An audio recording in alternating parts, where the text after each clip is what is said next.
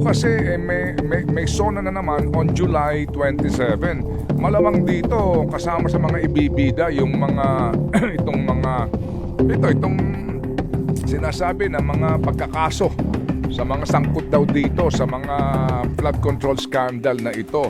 Yung pwedeng kasuhan ngayong pong linggo or next week.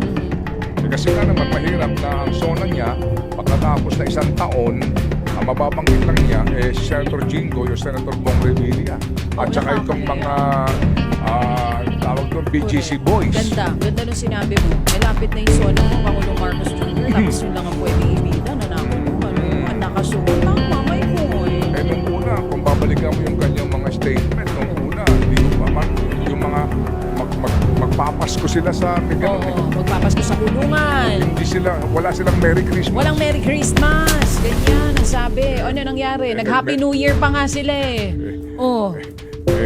Panay pa nga ang rampay. Panay din ang shopping. Hindi naman natigil. Kesa sa sarap po ng buhay pa rin ng iba.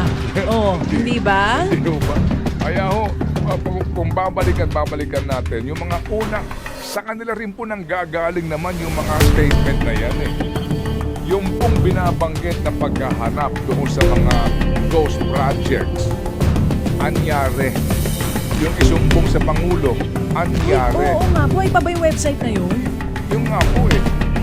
So maliban dito sa mga taga-Bulacan, anyari. Yung sa Mindoro.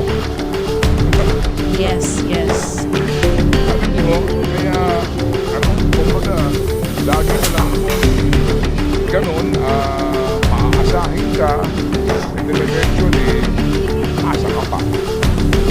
Pero kung tayo pagkakalin, kasi siguro ang taong bayan din naman, nasanay ng ganun, kaya malilimutin na rin. Marami sa atin ang malilimutin na. Halimbawa ngayon, may mga survey na naman sa paparating na halalan. Mabanggit ko lang.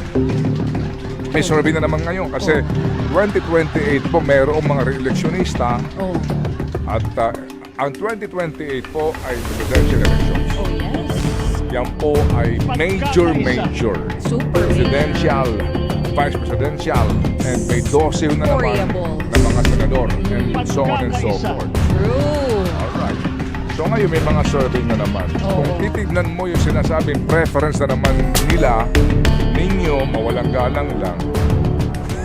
Diyos ko po.